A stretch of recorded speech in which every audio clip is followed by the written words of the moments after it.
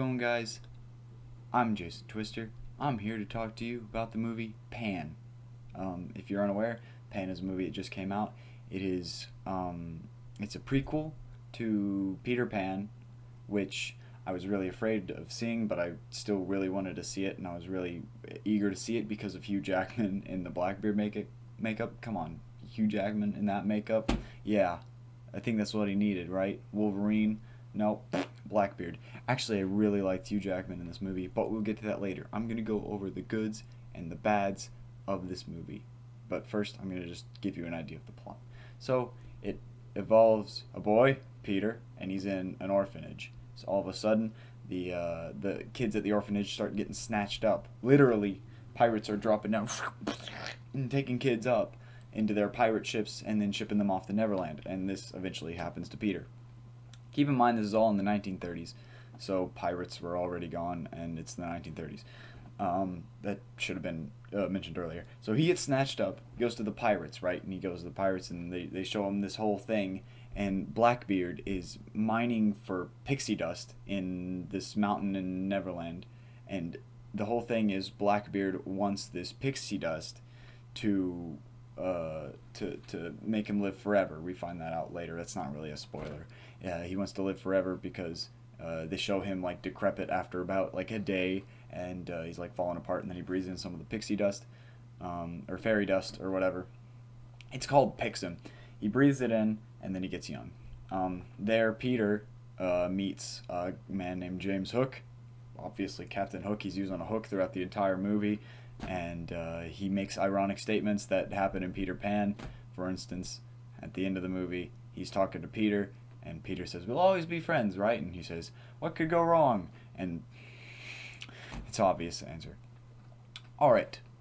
So, the story continues. We go to our heroes end up in a tribe with Tiger Lily and all the other natives that hate Blackbeard, and basically they have to fight Blackbeard because they want to keep the fairy place alive, because they're the protectors, and Blackbeard wants to get in. That's where I'm ending the plot synopsis.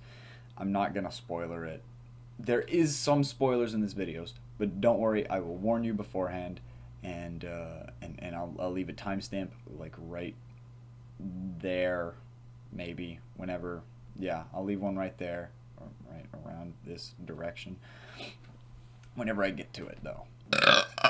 Morty. I think we should go over the bad things, the things that are wrong with it first. That way we can get to the good things last. It'll be our dessert for Pan. The first thing that I found wrong with the movie was the plot progression was kind of weird. There's throughout they spend a long time building and setting up these characters, which I really appreciated from a character standpoint, and it really made the characters that much more interesting. The characters were really good, by the way, but some of them were like kind of flimsy. Hook was kind of flimsy, honestly. Smee was a little bit flimsy, but for the most part, most of the characters were pretty decently written. Now, the plot progression, though, it's like one of those movies where it knows where it wants to go, but it's not quite sure where to make the transition, and so it just kind of does it, and then you're like, whoa, what? Is that it? Is that the transition that you wanted to make this entire movie? Okay. Spoiler here. Timestamp right there. I'm gonna show the biggest case of the plot. You don't have to skip yet, though. I'm gonna show the biggest case of this plot progression failure, and and it's a spoiler. So Morty. Okay, so click on the timestamp right there to skip past it. Skip. Just skip. Did you click it? Okay, good. The biggest downfall was Peter goes up to this giant rock stone or whatever to see the fairies and hopefully find his mother. Which I should have mentioned that in the plot synopsis, that he wants to find his mother. But he wants to find his mother, and he tries to open up this stone doorway, and then Hook's just there, I mean, he knew he'd be there, but it's like a bad example of them setting up an ambush to just further the plot, and it kind of falls flat on its face. Okay, don't worry, we're good for spoilers now. One of the bad things was the CG, which this is also a good thing, but I'll go over it in a bit. Now the CG was there was these bird things, and they had like a skull and these big eyeballs, these gigantic eyeballs the size of my head, and they they're really funny to look at and really really scary, but in like the cartoony scary, whenever you see something and you're like, oh, so, that's supposed to be a cartoon, and it's supposed to make me laugh, but that scares my balls off. I really enjoy them, but if you're not into that, then it's a bad thing. And the CG wasn't for them particularly wasn't too good. The CG throughout the rest of it is pretty decent actually. There's a giant crocodile that looks pretty nice. But that was basically the next one. Teases. Okay, teases. Whenever you tease something, there needs to be some sort of payoff. You don't rely on the next movie to pay off. All throughout the movie, they're given teases about Captain Hook, right? And, making jokes about him, but none of them ever pay off. Throughout the entire movie, they're making jokes about how Captain Hook's a pirate, and he's like, I'm not a pirate, that's stupid. Or how, at one point, he's running his hand through the water. The water was CG'd around his hand. That was another bad thing. He's running his hand through the water, and Tiger Lily says, there are crocodiles in here. And he goes, huh, and he holds his hand. But throughout the rest of it, he doesn't get his hand bitten off. Whenever you tease it, you want to see it. We know how he gets his hand bitten off. They said it in the cartoon movie, but this is the new one. We want to see it, and we want to see his live action hand get chomped off by this. And they show the crocodile. It's amazing. It's beautiful. It's magnificent. It's 1,000,000 miles long, and it's a beautiful crocodile. But they don't. It doesn't bite him or anything. Oh, there's actually another tease. Spoiler alert. Maybe. It's a theory more. You know what? No, it's a theory. It's a theory. It's fine. No spoilers. So throughout whenever he's so the Peter Pan is looking for his mother, right? And they say that Peter's father is a fairy, but the fairies can only live in human form for a day. So I thought, well, maybe that's what's up with Blackbeard, right? And throughout this whole thing, they're building up, and I mean, it might just be me, but I'm really feeling it's Blackbeard, and I want to see his father, and they're talking about his father, He's a fairy prince, and he can only last for a day, and all this stuff, and even at one point, Blackbeard kills Peter Pan's mother. Oh shoot, was that a spoiler? No, that's not a spoiler. They show Blackbeard killing Peter Pan's mother, and you're like, what? And then you hear him, and he's like, you shouldn't have come here. And she's like, I'm going to defeat you. And he's like, no. And he stabs her, and then he's like, no, Marissa, or whatever her name was. And he's like broken. He's broken, and you can hear Hugh Jackman's acting is really good. He's like, no, she's dead. But why? There's no payoff. They don't say that Blackbeard is his father. They don't deny it. They don't say it either, and that's my problem. And they get to Peter Pan's mom, and she's like, hello, Peter, I've always been here. That is a spoiler. I'll have to leave a spoiler alert. And she's like, Peter, blah, blah, blah, blah, blah. You're amazing, and I love you. And, but they never talk about Blackbeard being his father. Alright. Next step. This shouldn't have been a Peter Pan movie. Right? I know what you're thinking. It's all around Peter Pan. How could it's a prequel to Peter Pan. How could it not be Peter Pan? Well, it's like the dude who wrote the movie, it's like he wrote it to be his own original world, but whenever he looked at it, he's like, oh shit, this is Peter Pan. And then he just wrote it into Peter Pan. But there's so much stuff in there that they don't have anything from actual Peter Pan. Like, they've got Tiger Lily, and they've got Captain Hook, and they've got, like pirates, and they got Neverland. But it's like all this stuff is just it just feels like a coincidence. It doesn't feel like it's Peter Pan. The Lost Boys don't get introduced until the end of the movie, and they're not even in it really. They don't do anything. And there's like this whole bit with this tribe, and it's pretty cool, but it doesn't feel like Peter Pan. It feels like just random fantasy, and it's a really good random fantasy. It's this really smart, creative universe, but they just made it Peter Pan, and it kind of takes away from the movie. Blackbeard is this incredible character who's really interesting, and I really want to know more about Blackbeard, and I want to know like what's going on, but it's like he he didn't have to be Peter Pan villain. He could have been just a villain, and everyone would love him, and I love him. Blackbeard is so awesome in this movie. I think this movie's going to be a cult classic. I really do, because the characters are really fun and really interesting and really funny, but they don't. I mean, it's. I feels like it's the fact that it's Peter Pan is slowing it down. It's not good for the actual universe in the movie that is Peter Pan. Okay, this last is just a tiny gripe. It's a spoiler, so I'm gonna leave a timestamp. Blackbeard's death. Should I have waited a little bit there? No, whatever. Blackbeard's death. So, Blackbeard dies. Obviously, he's not in Peter Pan. But it's really lackluster, right? It's like they wanted to make a sequel. I don't know what that is. It's like they really wanted to make a sequel and bring Blackbeard back, which I'd be totally fine with, because the way they killed him was like how they kill every Disney villain, is he just falls. And then he's gone. And it further teases the idea that he's Peter Pan's father, because he says hello just before he drops to his death, and it's like he's going to see his wife, and I really want to know more about what's going on. This is furthering on the tease bit. It's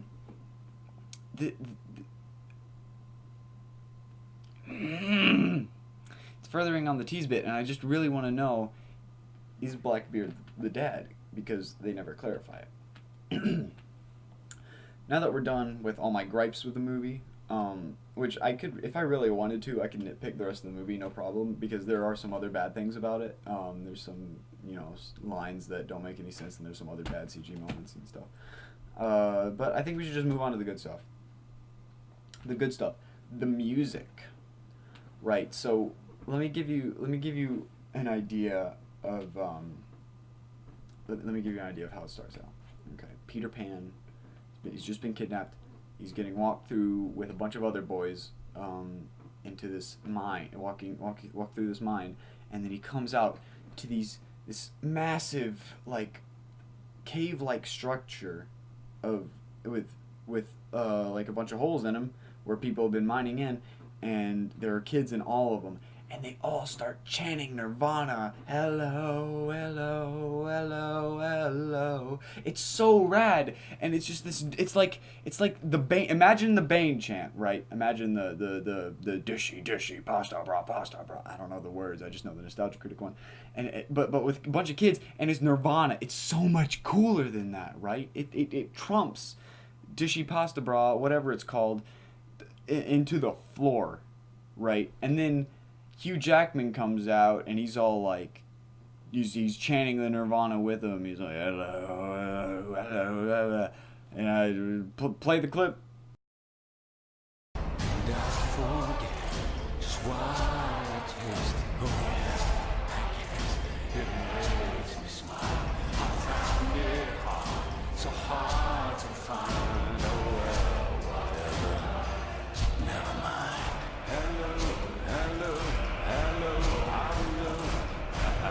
Then, like all these other pirates are getting into it too, and he leaves this evil chuckle that's so amazing and so lovely, and he gets up and he starts dancing around to the Nirvana, and it's so rad, and it's really like a good scene setting and the movie's introduction is so good, and it's one of the most ridiculous introductions of a villain because they're singing Nirvana and it's 1930 and they're in Neverland and Kurt Cobain's not there, but it's just like so it's using a song in that was, I mean, I don't know, is it still pop culture? Whatever. It's using a song in pop culture and using it in different time set, but to a good, like, it's like a cover of it, but it's really, really fitting. It's really good and really ridiculous, and it fits Neverland, this preposterous land of cowboys or of Indians and pirates and tribals and all this, and it's really just a magical scene in a Disney movie that I would pay to see. I felt like I had earned what I paid for. I paid $10 for a ticket to this movie. It was already satisfied from the cover of Nirvana and from Hugh Jackman jumping up and singing to Nirvana. It was so rad. Let's go over the CG. The CG, like I said, it was cartoony, it was goofy, but it fit. It felt like it fit. This giant bird with these giant cartoony eyes just chasing after Peter Pan. It was so frightening, man. I jumped out of my chair whenever I first saw them because they're so scary, so creepy, so genuinely disturbing for a Disney picture, but because it had like these giant cartoon eyes and it looked like Sam the Toucan on meth, it was so funny and so cool. And it really fit. And like I said before, this mile long crocodile jumping through the air was so radical and so mind blowing. If it would have been delved more into and like the crocodile like bit his hand off like it should have, then that would have been so cool. The acting, it felt restrained at times, but for the most part the acting was good, especially from the heavy hitters. There weren't any heavy hitters. The cast is Hugh Jackman and then everyone you've never heard of. But Hugh Jackman, beautiful actor. It's beautiful acting. I could not give more praise to this guy. He did such a good job illustrating such a colorful, fun villain. It was like Hook from Peter Pan. He was very similar, but he was so much more flamboyant and wild and fun, and he did all this dancing. It was so amazing. And Hook was I felt his character was a little weak, but his acting was really good. He was like a cocky he's a cocky guy. There's a bit where he's fighting a village native, and he gets hung up above, on like the booth above the princess of the natives, and he goes, he's like, "You come here often?" And he gets flung down. I don't remember what it was. He was so funny. He was so smart. I don't remember what it was though. And the kid who played Peter Pan very well. It was very good acting from the younger member of the cast. The casting, it kind of fits in with the acting, was marvelous. Like I can't reiterate this enough. Hugh Jackman, man, that guy chewed the scenery in the best way possible. It's like late 90s, early 2000s Nicolas Cage with the A, B, C, D, E, F, G. He just like, every time he was on screen, he was magical, and he captured the scene and he brought it down with him, and it was so great. And you're going to the next scene going, "Oh man, where'd Blackbeard go, man?" That guy was owning the scenery. Smee as well. Smee and Hook also owned the scenery. They like to chew it up. Smee was like, if Smee was on the screen, I couldn't keep my eyes off him. If Hook was on the screen, I couldn't keep my eyes off him. God forbid they're both on the screen, because then my eyes are going this way. But it was so well done, and they were just acting so great, and it was so funny. Overall, this movie gets my rating of cult classic.